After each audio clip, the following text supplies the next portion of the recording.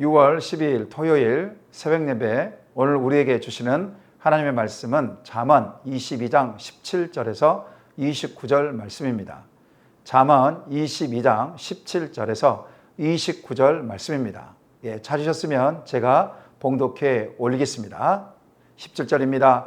너는 귀를 기울여 지혜 있는 자의 말씀을 들으며 내 지식에 마음을 둘지어다. 이것을 내 속에 보존하며 내 입술 위에 함께 있게 함이 아름다우니라. 내가 네게 여호와를 의뢰하게 하려 하여 이것을 오늘 특별히 네게 알게 하였노니 내가 모략과 지식의 아름다운 것을 너를 위해 기록하여 네가 진리의 확실한 말씀을 깨닫게 하며 또 너를 보내는 자에게 진리의 말씀으로 화답하게 하려 함이 아니냐. 약한 자를 그가 약하다고 탈취하지 말며 공고한 자를 성문에서 압제하지 말라. 대저 여호와께서 신원하여 주시고 또 그를 노력하는 자의 생명을 빼앗으리라. 노를 품는 자와 사귀지 말며 울분한 자와 동행하지 말지니 그의 행위를 본받아 내 영혼을 올무에 빠뜨릴까 두려움이니라. 너는 사람과 더불어 손을 잡지 말며 남의 빚에 보증을 서지 말라. 만일 갚을 것이 네게 없으면 내 누운 침상도 빼앗길 것이라. 네가 어찌 그리 하겠느냐. 내 손조가 세운 옛 지계석을 옮기지 말지니라. 네가 자기의 일에 능숙한 사람을 보았느냐. 이러한 사람은 왕 앞에 설 것이요 천한 자 앞에 서지 아니하리라. 아멘.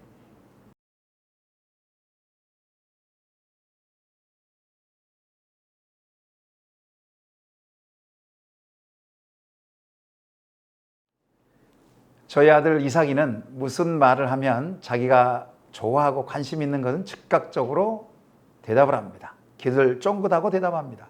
하지만 관심이 없거나 하기 싫은 것은 몇 번을 이야기해도 잘 듣지 않습니다. 예를 들면 기뻐하며 왕께 노래 부르니 찬양 동영상을 틀어주면 집중합니다. 이거 듣자 하면 대답도 잘합니다. 또 헬로 카봇이나 미니 특공대 같은 그런 만화 동영상도 보여주게 되면 눈에서 빛이 나고 귀를 쫑긋하고 잘 듣습니다. 그렇지 않은 경우는 잘 듣지 않습니다. 18세기 영국의 신학자이며 설교가였던 조지 위필드 목사님이 설교할 때에 한 사람이 중간에서 열심히 졸고 있었습니다. 위필드 목사님은 설교를 멈추고 단으로 내려가서 졸고 있는 그 사람이 이렇게 충고했습니다. 만약에 내가 하는 설교가 위필드 자신의 말이라면 주무셔도 좋습니다만 하나님이 말씀하시는데 어떻게 졸 수 있습니까? 위필드 목사님은 심하게 꾸중하고 난 다음에 후반부 설교를 이어갔다고 합니다. 졸음에서 깨어난 그 사람은 마음을 돌이켜 그때부터 위필드 목사님의 설교를 열심히 듣고 은혜를 받았다는 이야기가 있습니다. 우리는 매주 주일을 맞이합니다. 주일 예배 때 담임 목사님으로부터 우리 교회에 선포된 말씀을 듣습니다. 이 말씀을 잘 듣는 것이 정말 중요합니다. 선포된 말씀을 겸손하게 하나님 말씀으로 믿고 잘 인식하고 경청해야 하는 것이죠. 만일 예화만 기억하고 하나님 말씀이 남는 것이 없다면 이것은 바른 경청이 아닐 것입니다. 경청이 경청으로 끝나지 아니하고 바르게만 경청한다면 삶의 변화는 반드시 일어날 것입니다. 하나님 말씀을 경청하고 마음에 새기고 삶 속에서 적용하고 실천한다면 영적인 열매가 풍성하게 맺을 줄 믿습니다. 성경은 들음에서 난다고 하지 않습니까? 들음은 정말 중요합니다. 믿음은 들음에서 납니다. 청자 즉 듣는 사람은 하나님께서 무엇이라 말씀하시는지 그 말씀을 듣고 귀를 기울이고 들어야 하는 것입니다. 귀를 기울이고 듣고 그 생명의 말씀을 마음에 새기는 것입니다. 그 영적인 지식의 말씀을 마음판에 새기고 보존하는 것입니다. 귀는 외부 정보와 지식을 받아들이는 기관이라고 합니다. 마음은 온몸을 지휘하는 중심 기관입니다. 마음은 지식을 보관하는 기관입니다. 귀와 마음과 지식은 서로 연결되어 있습니다. 왜 지식을 마음에 두고 보존해야 하는지요? 그것은 인생 자체가 즐겁기 때문에 그렇습니다. 귀에서 쫑긋하고 경청하고 마음에 새기고 또 새긴 것을 또 그 지식을 다른 사람에 이야기하고 이것은 인생 자체가 즐겁기 때문에 하는 것입니다. 내 속에 지식을 보존하면 자신의 말로 나오고 그 나오는 말은 상대방을 따뜻함을 주고 상대방에게 지혜를 주는 말씀이기 때문에 즐겁다는 것입니다. 우리가 할 것은 여호와 하나님의 말씀으로부터 오는 모략과 지식의 아름다운 말씀을 마음판에 잘 새기고 기록하는 것입니다. 특별히 바쁜 와중에도 새벽에 주시는 말씀을 한 구절이라도 충분하게 묵상하는 것입니다. 깊이 묵상하다가 받은 영감 있는 말씀은 차후에 권위 있는 가르침이 될 것입니다. 우리 모두는 하나님 말씀으로 가르침을 받고 가르쳐하는 사람들입니다. 왜냐하면 우리는 세상 가운데 부름받는 왕 같은 제사장이기 때문에 그렇습니다. 왕 같은 제사장은 여호와 하나님을 경외하고 예수님을 구원자로 믿는 자들입니다. 이러한 자들은 머리가 아니라 가슴과 손발로 하나님을 경험하는 자들입니다. 가슴과 손발로 익힌 삶의 경험은 하나님의 살아계심을 증거하는 통로가 될 것입니다. 이러한 지혜자인 왕 같은 제사장에게 오늘 본문은 4가지를 강조하고 있습니다. 첫 번째는 약한 자를 압제하지 말라는 것입니다. 두 번째는 분노하는 자들과 함께 하지 말라는 것입니다. 세 번째는 빚 보증을 서지 말라는 것입니다. 네 번째는 타인의 재산을 침해하지 말라는 것입니다. 첫 번째, 약한 자를 압제하지 말라는 것은 절대 금지 명령은 아니지만 금지 명령입니다. 왜 그렇습니까? 약한 자는 힘이 없고 무기력하여 사람들에게 하찮은 존재로 간주되어 유력자로부터 차별받기가 쉽기 때문에 그렇습니다. 그들은 힘이 없기 때문에 무기력합니다. 누가 도와줄 사람이 없어 비참한 사람들입니다. 이러한 자들을 압제하지 말라는 것입니다. 우격다짐으로 괴롭히지 말라는 것입니다. 이러한 자들을 괴롭히게 되면 여호와 하나님께서 신원해 주신다는 것입니다. 신원해 주신다는 말이 무슨 뜻입니까?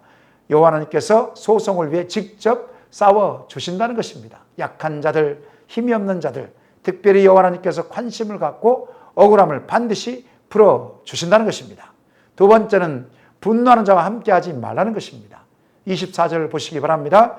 노를 품는 자와 사귀지도 말고 가까이 하지 말며 격정적인 자와 동행하지 말라는 것입니다. 왜 그렇습니까? 그들의 영향력 때문이라는 것입니다. 그들의 영향력은 위험성과 어리석음의 영향력이 있기 때문에 그들과 가까이 하지 말라는 것입니다. 성질이 급한 사람은 전염성이 강합니다. 그들은 자기중심적이며 쉽게 격노합니다. 마치 저를 이야기하는 것 같습니다. 이러한 사람은 치명적인 위험이 도사립니다. 잘못하면 영혼이 덫에 걸려 넘어지기 때문에 함께하지 말라는 것입니다. 세 번째는 빚 보증을 서지 말라는 것입니다. 빚 보증을 서지 말라는 것은 잠언에서 자주 반복되고 있습니다. 이웃에게 함부로 서약하지 말고 빚 보증을 서지 말라는 것입니다. 이웃과 친인척 관계에서 서약이나 빚 보증으로 사람을 잃지 말라는 것입니다. 잘못하면 사람을 잃기 때문에 그렇습니다. 돈 잃고 사람을 잃는 것이죠. 고대 사회에서는 가난한 자가 부자에서 소유물을 빌릴 때에 자기 자신을 저당 잡히곤 했습니다. 되돌려주지 못할 경우에 채무자로 전락하여 자유를 빼앗기게 됩니다. 물론 희년이라는 제도를 통해 자염을 주기도 하지만 채무자로 있게 되면 자유를 빼앗기게 됩니다. 이러한 채권과 채무의 관계는 차후에 보증을 요구하는 것으로 발전하게 됩니다. 보증이 얼마나 무서운 결과를 가져오는 것 같아서요. 잠언 기자는 27절에 이렇게 말씀하고 있습니다. 만일 보증을 서다가 갚을 것이 없다면 내놓은 침상까지도 다 빼앗기게 된다고 말씀하고 있습니다. 실제로 그렇잖아요. 연대보증이나 채무보증 서다가 채무자가 갚을 것이 없으면 TV고 냉장고이고 가치 있는 모든 물건에 다 압류가 붙잖아요. 경매로 넘어가잖아요. 그러므로 절대 빚 보증을 서지 말라는 것입니다. 마지막 네 번째는 타인의 재산을 침해하지 말라는 것입니다. 28절 보시기 바랍니다. 내 손주가 세운 지게석을 옮기지 말라는 것입니다. 지게석은 땅의 소유권을 표시하는 경계표입니다. 예를 들면 돌기둥이나 돌무더기를 땅의 경계선에 놓는 것입니다. 이러한 경계석을 옮기지 말라는 것입니다. 이스라엘 백성들은 가나안 땅을 정복 후에 하나님으로부터 땅 분배를 받았습니다. 그 땅을 세대가 지나도 그대로 유지하는 것이 이스라엘 백성들의 본분이었습니다. 그런데 가난 때문에 먹을 것이 없어서 조상으로부터 물려받은 땅을 팔아 결국 채무자가 된 것입니다. 하나님께서는 이스라엘 백성들이 가나안 땅에서 모두가 다 평등하게 살기를 원하셨습니다. 그래서 희년이라는 제도를 만들어 다시 조상에게 물려받은 땅을 회복시키는 것입니다. 하나님께서 주 안에서 모든 자들이 평등하게 살기를 원하셨습니다. 내 조상이 세운 지게석을 옮기지 말라. 잠언 기자는 이렇게 권고하고 있는 것입니다. 오늘날 부동산 투기나 주식 투자, 비트코인 등등 세상 사람과 똑같이 돈을 더 많이 소유하려는 우리의 모습에 경종을 울리는 말씀인 것 같습니다. 보이는 것보다 보이지 않는 영적인 것을 더욱 추구하시는 서순의 모든 성도님들이 다 되시기를 소망합니다. 29절의 말씀처럼 자기 일에 능숙한 사람, 탁월한 사람이 다 되시기를 소망합니다. 우리 안에 계신 예수님께서는 능력이 많으시므로 그분을 의지하고 지혜의 말씀을 의존하면 기적적인 일과 반전의 역사는 반드시 일어날 줄 믿습니다. 오늘 이 하루의 삶도 왕같은 제사장으로서 지혜로운 하나님의 말씀을 잘 경청하고 마음에 잘 새겨 한날의 삶이 가장 가치 있는 삶이며 하나님께 영광 돌리시기를 이 시간 축원합니다. 말씀을 생각하시면서 기도하시겠습니다. 하나님, 삶의 모든 영역에서 왕같은 제사장의 사역을 잘 감당하게 하시고 지혜로운 하나님의 말씀을 경청하고 마음에 새기고 지식을 축적하여 세상을 변화시키는 복의 통로가 되게 하옵소서. 이 시간 주의 한번 부르시고 합심하여 기도하시겠습니다.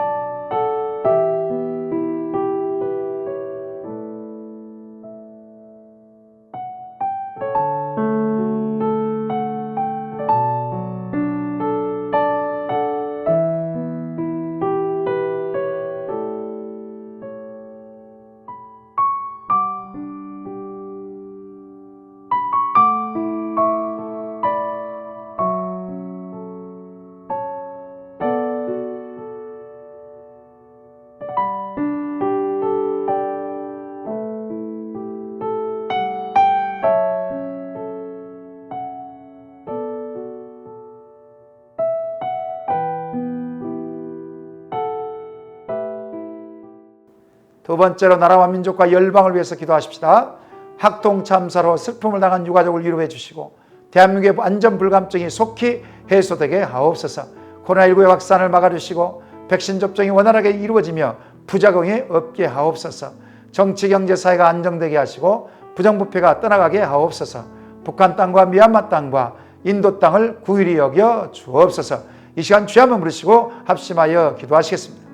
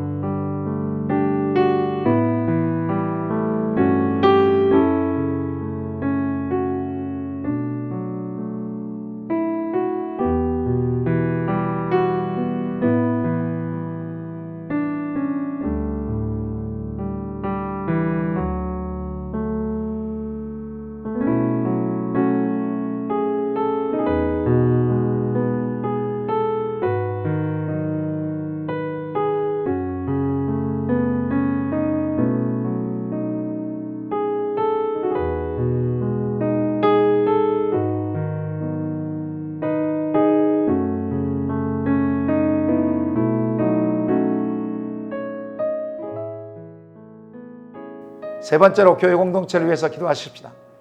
담임 목사님과 중직자들에게 성령의 충만함을 주시고 한 성령 안에서 하나가 되게 하옵소서. 상처받는 영혼, 실망과 좌절한 영혼들을 붙들어 주옵소서. 6월부터 시작하는 수모임에 하나님 은혜를 부어 주옵소서. 이 시간 주여 한번 부르시고 합심하여 기도하시겠습니다.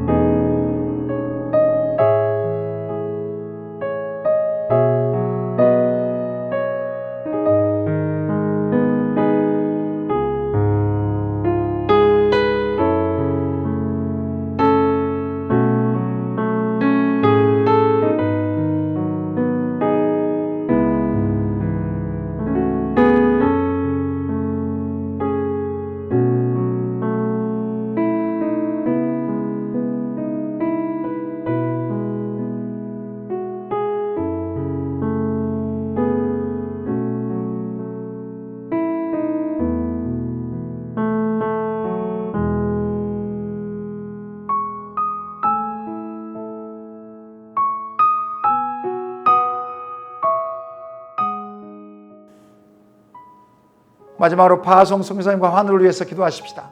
토요일은 H고 연미족 정봉우 선교사님에게 성령의 충만함을 주시고 가족들이 한 10년 동안 강건하고 하시고 전도했던 영혼들이 죽게 돌아오고 제2기 사역자 주님의 은혜로 잘 결정되게 하옵소서. 김인혜 집사님, 김영자 권사님, 김광순 집사님, 김찬준 집사님, 정순공 권사님, 김봉남 권사님, 조금열 집사님, 안행순 집사님, 최혁기 성도님, 정서희 집사님 어머님, 이길태 성도님, 박문천 집사님, 수술 이후에 온전한 회복과 치유가 일어나도록 이 시간 주여 한번 부르시고 합심하여 기도하시겠습니다.